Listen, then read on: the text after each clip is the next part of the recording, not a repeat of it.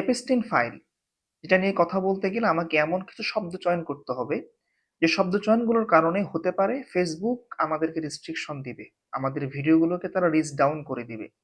কিন্তু এটা এমন একটা বিষয় যেটা আজকে সারা বিশ্বে আলোচিত। যদিও আমাদেরকে রেস্ট্রিকশন দেয়া হয় বা আমাদেরকে রিচ ডাউন করে দেয়া হয়, কিন্তু আমাদেরকে এই বিষয়ে কথা বলা বন্ধ করা যাবে না।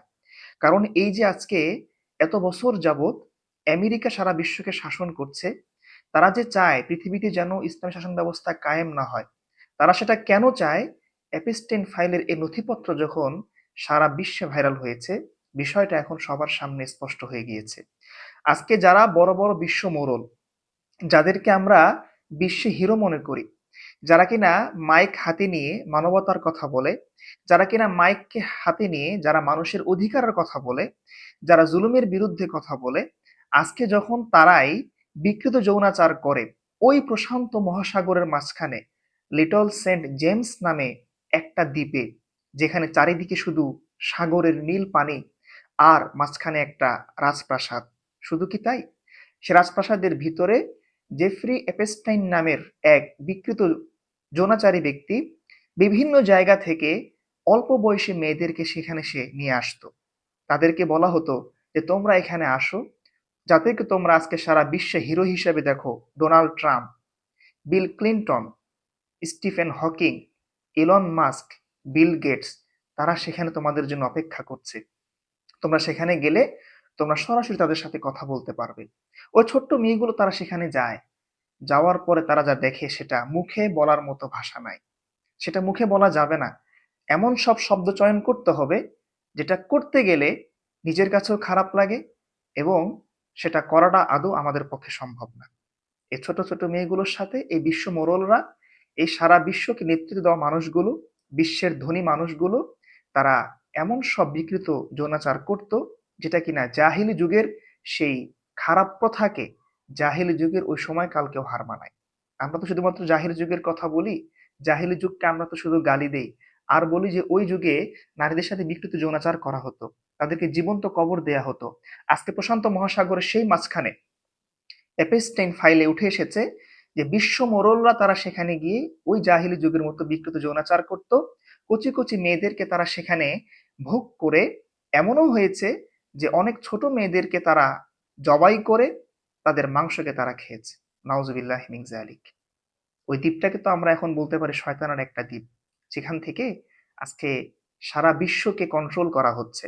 আর এই সমস্ত কাজ যে করেছে জেফ্রি এপস্টাইন, তিনি হচ্ছেন মোসাদ, অর্থাৎ ইসরায়েলের যেই গোয়েন্দা সংস্থা, সেই গোয়েন্দা সংস্থার একজন সদস্য। এই জেফ্রি এপস্টাইন সে বিভিন্ন দেশ থেকে যারা বড় বড় সেলিব্রিটি, যারা কিনা বিশ্ব মোড়ল, যারা বিশ্ব নেতা, তাদেরকে সে সেখানে ইনভাইট করত, এবং তারা সেখানে যাওয়ার পরে তারা বিভিন্ন রকম গুনাহের কাজে তারা জড়িয়ে পড়তো। আর জেফ্রি অ্যাপস্টাইন সেই সুযোগটা কাজে নিয়ে তাদের ওই সমস্ত ভিডিও ফুটেজগুলোকে সে সংরক্ষণ করে রাখতো, যাতে করে তাদেরকে নিয়ন্ত্রণে রাখা যায়। পৃথিবীতে যে কোনো মানুষকে, যে কোনো বড় নেতাকে, যে কোনো সেলিব্রিটিকে আপনি কাবু করতে পারবেন দুই জিনিস দিয়ে। এক হচ্ছে অর্থ, আরেকটা হলো যৌনাচার। এই দুই জিনিস দ্বারাই সারা বিশ্বের সমস্ত বড় বড় নেতা, বিশ্বের বড় বড় হিরো যারা আছে তাদেরকে কন্ট্রোল করাটা সম্ভব। জেফ্রি অ্যাপস্টাইন, তিনি সেই লিটল সেন্ট জেমস প্রশান্ত মহাসাগরের ওই মাঝখানের একটা দ্বীপে তিনি কাজটাই করেছেন।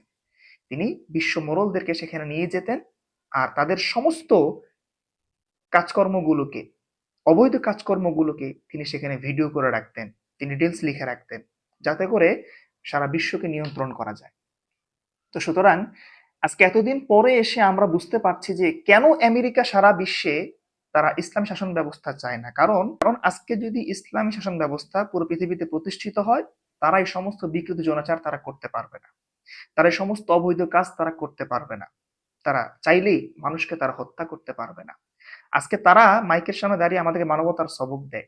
আজকে তারা আলেমদেরকে, হুজুরদেরকে আজকে তারা জঙ্গি বলে ট্যাগ দেয়।